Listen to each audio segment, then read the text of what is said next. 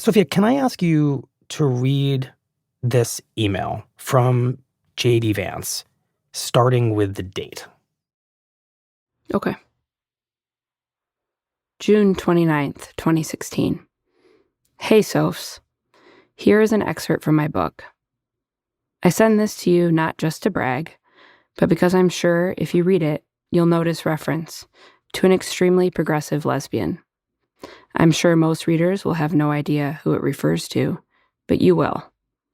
I recognize now that this may not accurately reflect how you think of yourself, and for that, I'm really sorry. I hope you're not offended. Love you, JD.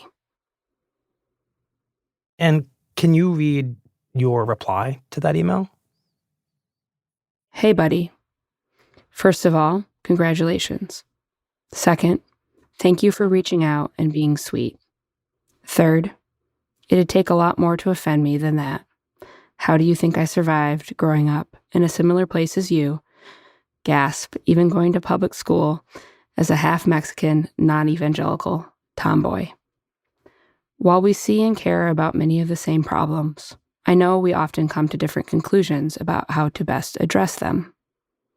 But what I value in you is your genuineness, curiosity, kindness, and desire to make a difference. And I consider you a great friend. Love, Sophia. How does it make you feel to read those exchanges now? This relationship we had of mutual respect across the political divide has completely vanished. And I think it's sad for me personally, but I think it's also sad for the country. Why sad for you personally? It's heartbreaking to see somebody you respected and cared about turn on you and your neighbors, especially in the context of knowing that's not who he was.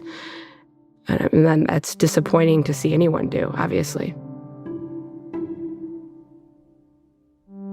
From the New York Times, I'm Michael Barbaro.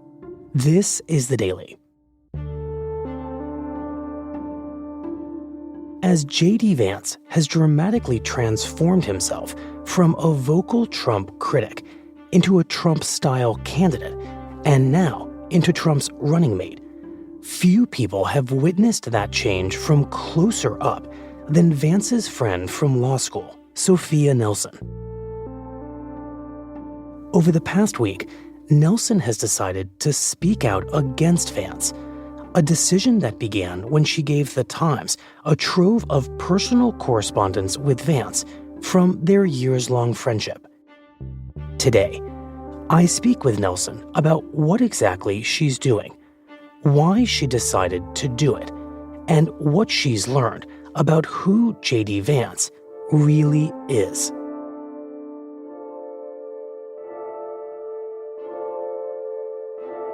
It's Monday, August 5th.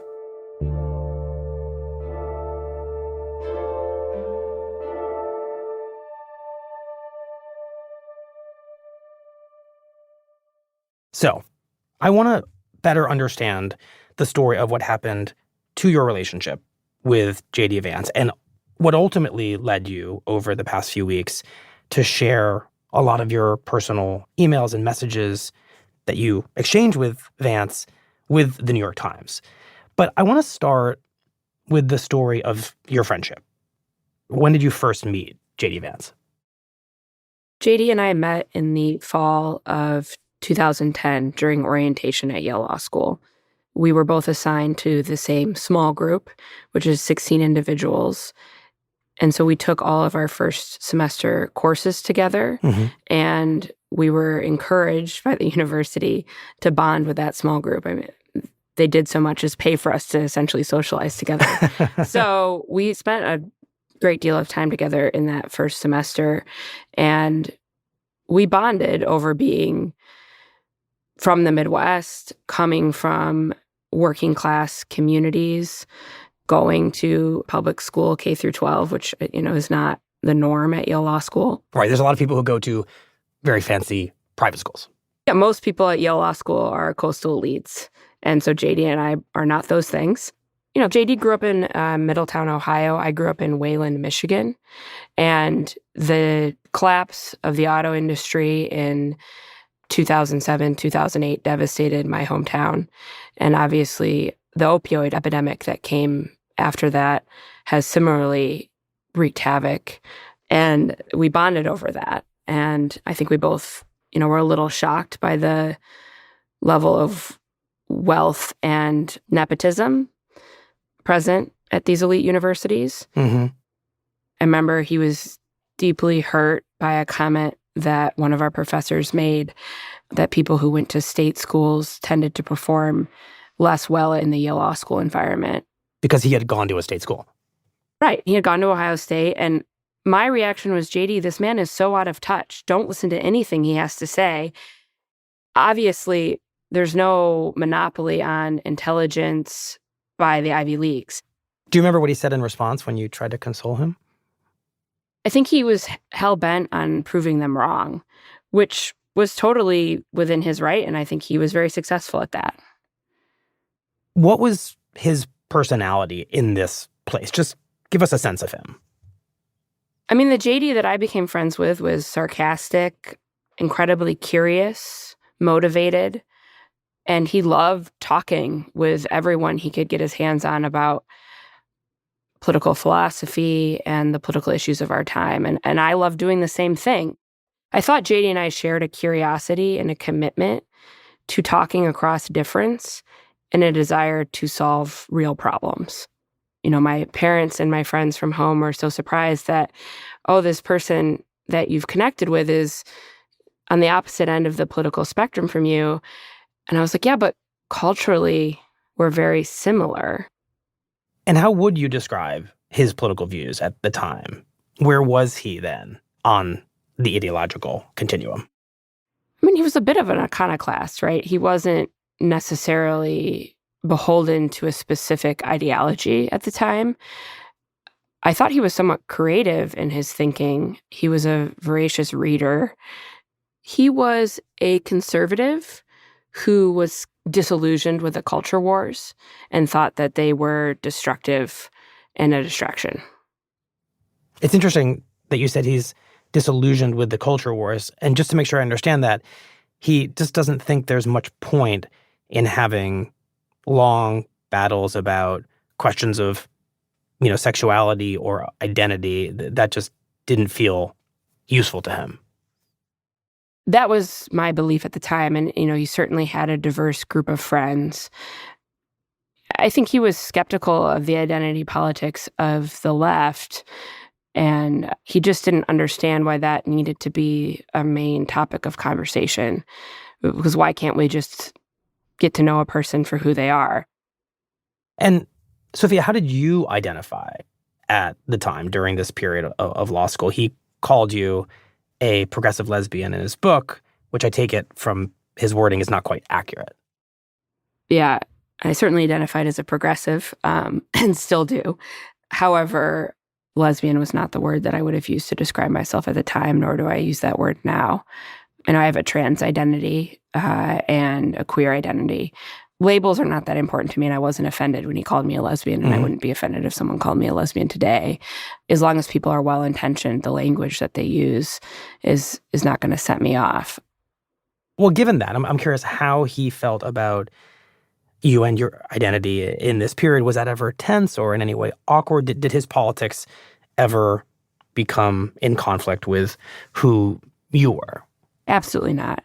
My partner at the time was a woman, and we were invited to their wedding, and we went together. To the wedding of JD Vance and his now wife. Yes. And when we spoke, even after law school, he would ask me how she was doing. He showed interest in, cared about my relationship and my well-being, and I cared about his. And, Usha was also in our small group. His wife. Yes. And I don't think it even crossed their mind to care if someone was gay or trans, or you just get to know people for who they are. And I had gender-affirming surgery in 2012 while I was in law school. And my partner at the time emailed my closest friends, letting them know that that's what I was doing, and that, when I came back to school, it would be really nice if, they supported me in my recovery. Mm-hmm. And that was very sweet of her to do that. And I remember him bringing me baked goods, and we had a brief conversation that was essentially like, I don't really know what top surgery is or why you did that, but, whatever you need to do to be happy, like, I support you, essentially. And it meant a lot to me because, I obviously had a lot of, or maybe it's not obvious, but I had a lot of queer friends in law school, and I didn't need to do a lot of explaining about why I was getting surgery to them. And JD wasn't asking me to explain either. I don't need anyone to understand, why I needed to get surgery or exactly the complexity of my identities if they can treat me with respect and kindness.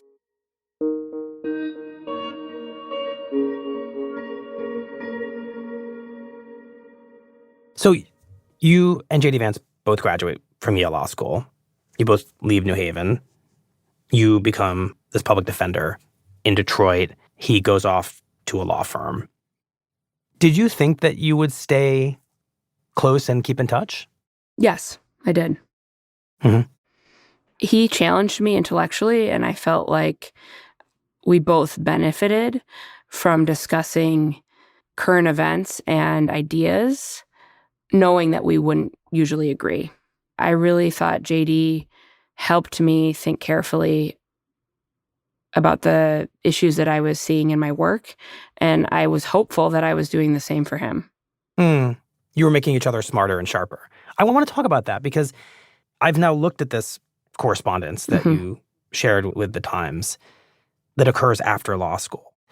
And you two very much become adult pen pals, right? You're kind of processing everything in the world. Some of the most divisive subjects of our time, you talk about race, policing, affirmative action. And as makes sense, given what we've talked about here, you come at them from different perspectives, but you're both trying to find a lot of common ground, and you often do. And I'm curious, what do you remember most from those exchanges? What stands out to you from them? It gave me hope because at the time, our politics was starting to shift nationally away from any desire to build consensus. His thoughtfulness and our relationship gave me hope that that wasn't a lost cause. Do you mind if I engage with some of the specific things he said in those emails? Because I think it will help listeners get a feel for what he's saying and better understand your reactions to them. Yes. Let me start with the post-Michael Brown exchanges that you guys are having. Yes. Vance writes to you that he thinks it's important that there be greater accountability for police officers.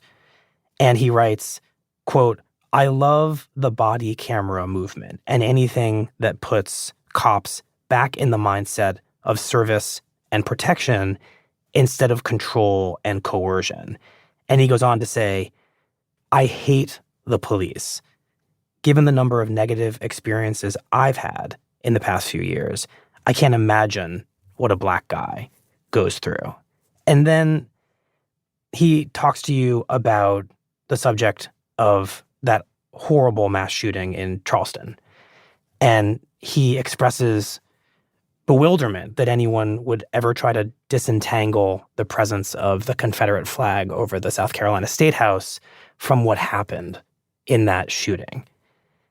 And he talks to you about reparations for Black Americans. And he says, quote, I will say this, whatever practical or moral problems I have with compensating the ancestors of slaves or compensating, quote, Black people as a giant collective, I have at least been convinced of the virtue of compensating modern victims who suffered from redlining or denial of federal benefits or something similar. It makes sense to me, he tells you, that Black veterans who never got their GI Bill benefits are owed something. I mean, these are very moderate, highly nuanced, compassionate viewpoints. Completely. And I remember responding specifically to the reparations discussion, because I had sent him Ta-Nehisi Coates' piece in The Atlantic, and that was what launched this conversation. I responded something along the lines of, I think that's really big. If you, conservative JD Vance, now see that the government has taken action to, in modern times, widen the wealth gap between white and Black Americans through policy, and that the government needs to take action to remedy that. And he was like, well, it shouldn't be. I want to talk specifically about Donald Trump, because one thing that really stands out in your emails with JD Vance is how much you two agree on Donald Trump as he emerges onto the political scene. This is 2015, 2016. How did he represent his feelings about Trump in that period? The public record on this is extensive, and it's no different from what he said to me personally, which is a recognition that Trump was fanning the flames of racism. And he was very concerned about the effect of that rhetoric on people's sense of feeling included in their country and their own personal safety. And that came up in, I live in Detroit. Metro Detroit houses the largest Muslim population in the United States.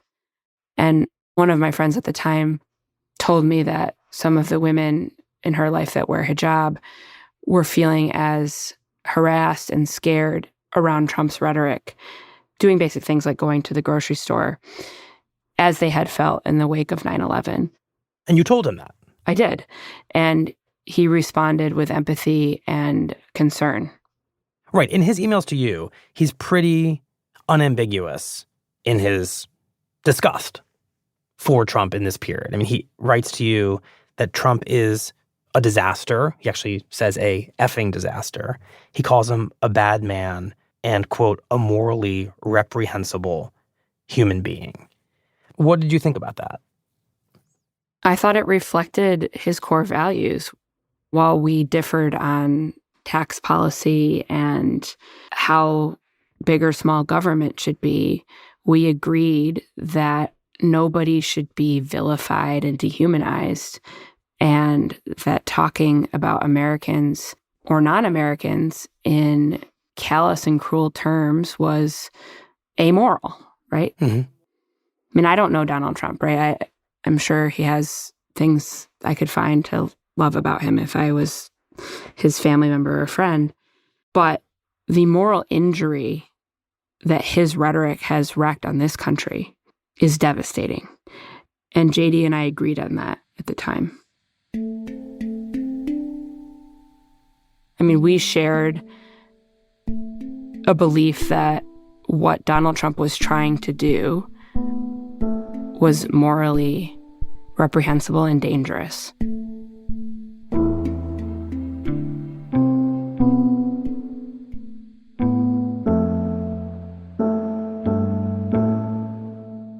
We'll be right back.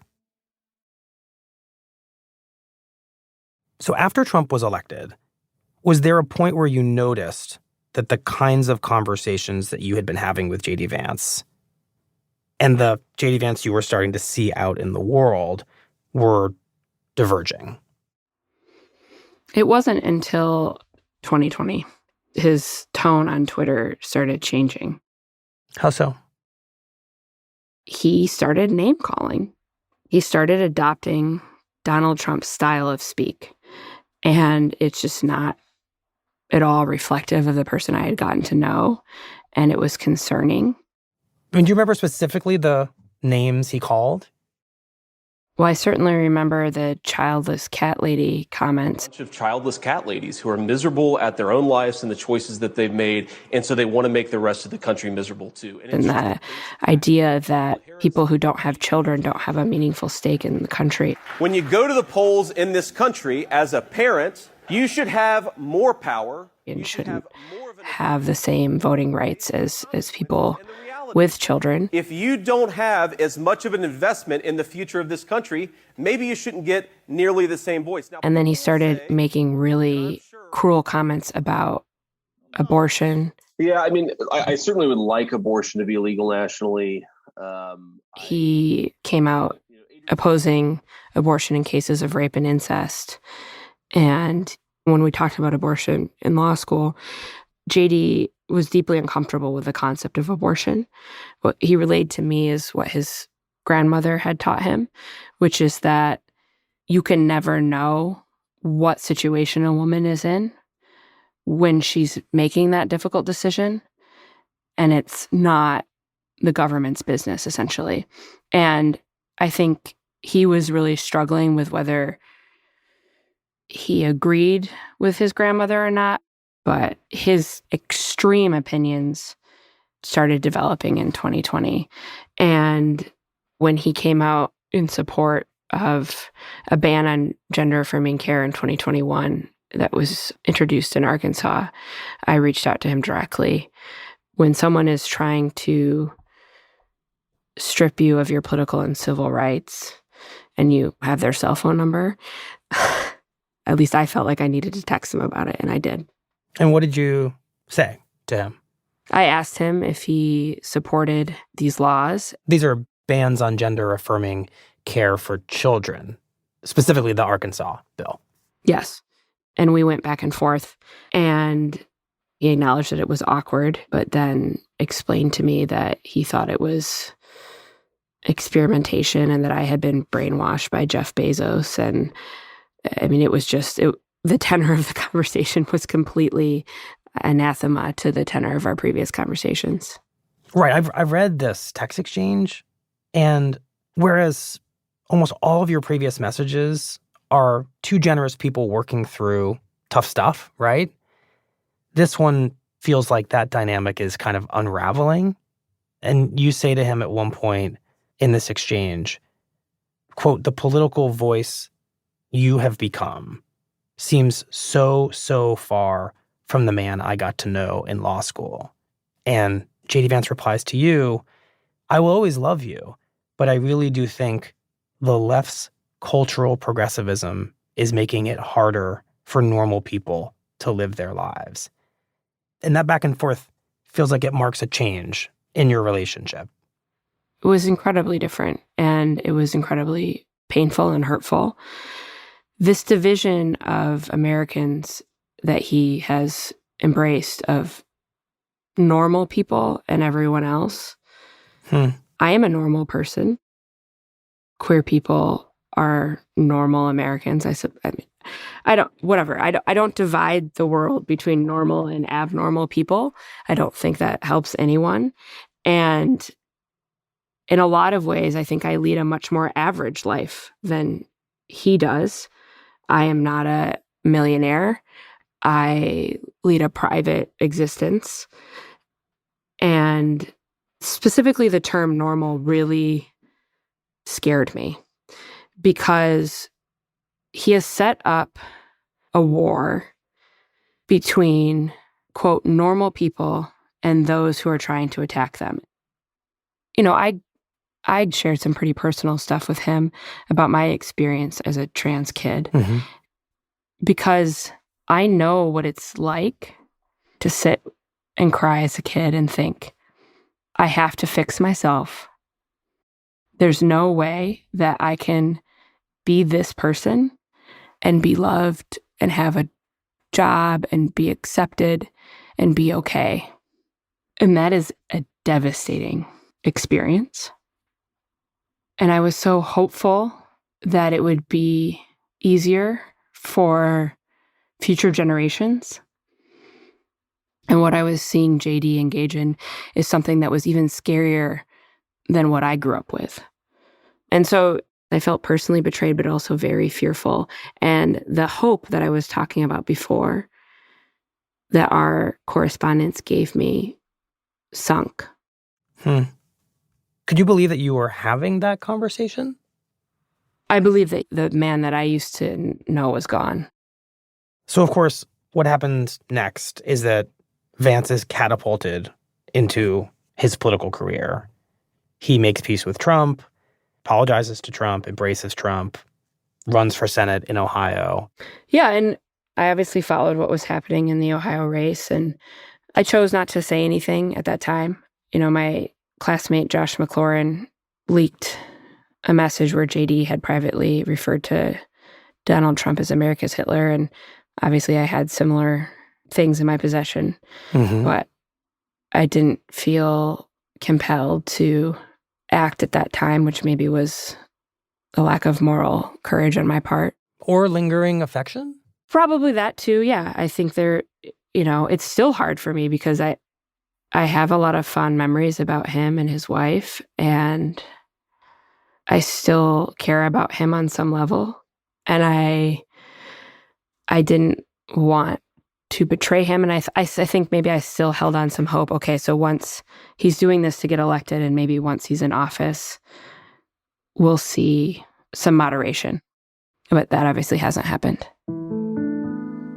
If anything, he's gone farther to the right.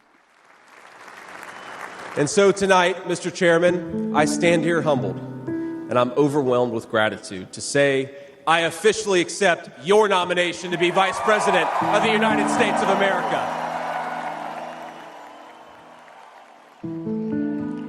And every single day for the next 4 years, when I walk into that White House to help President Trump, I will be doing it for you, for your family, for your future, and for this great country. Thank you. God bless all of you, and God bless our great country.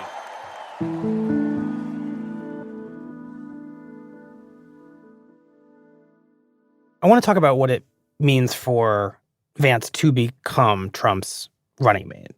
Because in talking to you about the emails you guys exchanged in those years after law school, it's hard not to recognize the ways in which being Trump's running mate means that he's aligning himself with positions that are very much at odds with what he said to you in some of those emails, right? I mean, Trump is someone who tolerates zero questioning of the police. Trump is someone who says that the Confederate flag is a proud symbol of the U.S. That's so different from the way JD Vance talked to you about the Confederate flag in Charleston, so different from what he said to you about hating the police and being skeptical of them.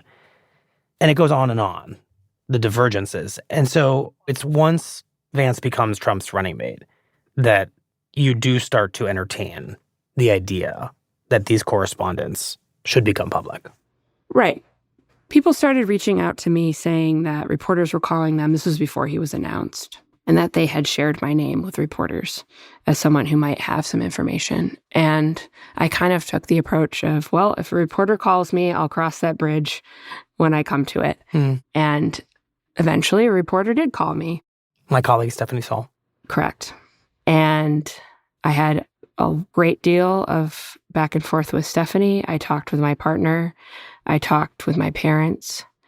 And then I called a close friend from elementary school who's an independent voter, someone who I have an immense amount of respect for, a single mom living in rural America trying to do her best. And I wanted her opinion. And what'd she say? She said that she votes for people based on their character, and that she thinks that this was important information. But she also understood why I was really hesitant to share it. But ultimately, that she thought that was important information was really crucial in my decision. I think the importance of the correspondence and why I made them public is that, JD has tried to explain why he changed his mind on Donald Trump. But I think what the American people deserve to know is that he has changed his position on every conceivable issue that affects everyday Americans. And the timing of those changes line up with his attempt to rise in the MAGA movement. So they're indicative of someone who's willing to turn their back on their core values in order to amass money and power.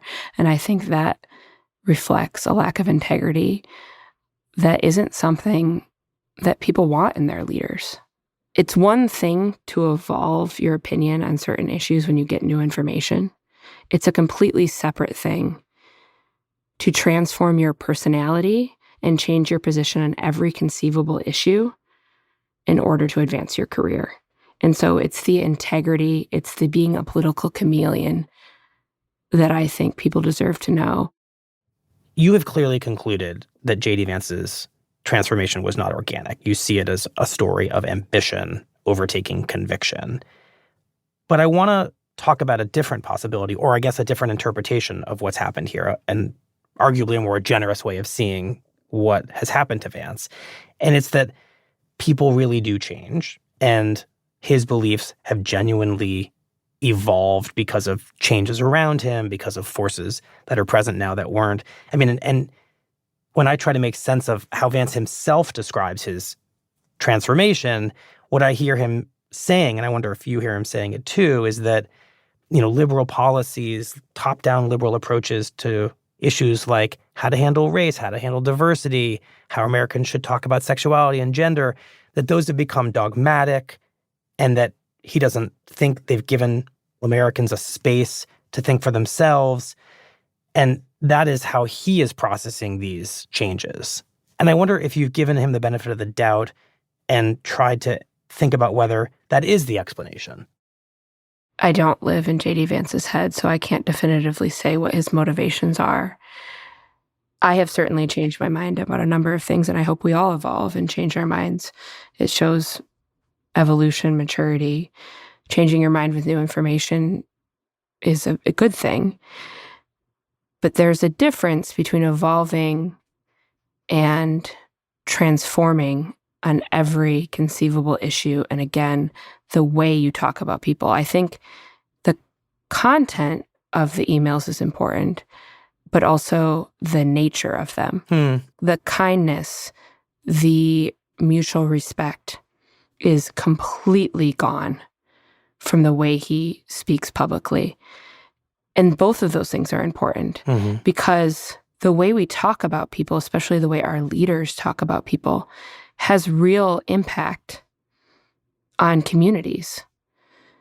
It gives everyday Americans and emboldens them to treat their neighbors with cruelty.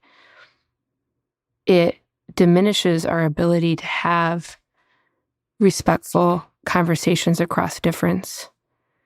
And so it is very hard for me to imagine that you could transform on, again, every conceivable political issue, and also the way you talk about people different from you.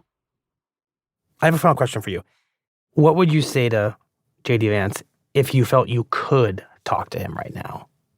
If you could get past everything that's just happened and you could just, the two of you, sit down for a coffee or a beer? It's a really hard question. I would ask him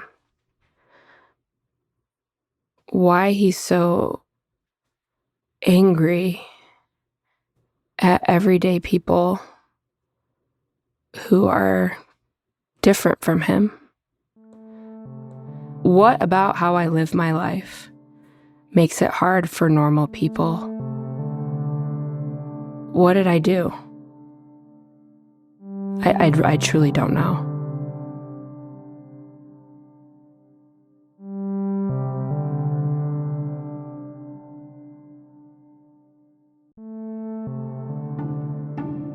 Well, Sofia, thank you so much for your time. We really appreciate it. Thank you, Michael.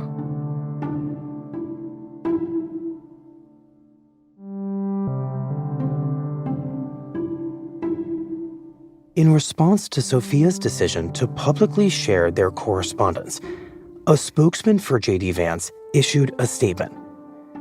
Quote, "It's unfortunate that this individual chose to leak decades-old private conversations between friends to the New York Times. Senator Vance," the statement said, "values his friendships with individuals across the political spectrum."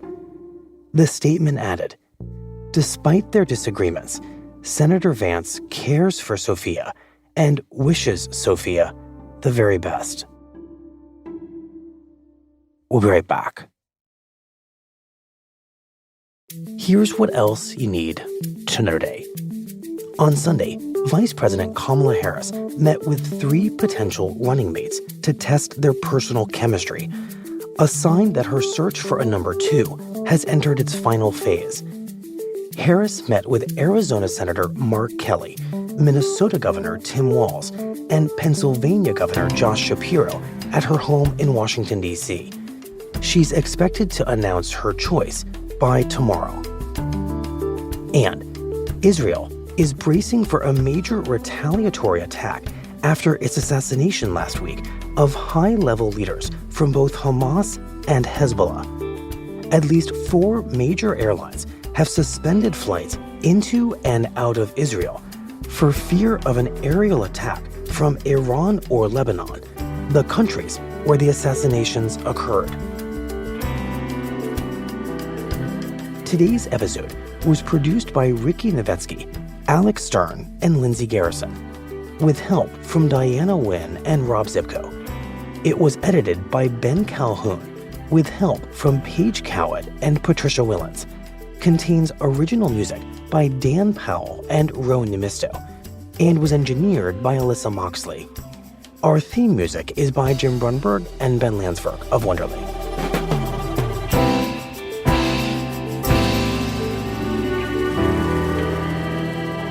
That's it for the Daily. I'm Michael Barbaro. See you tomorrow.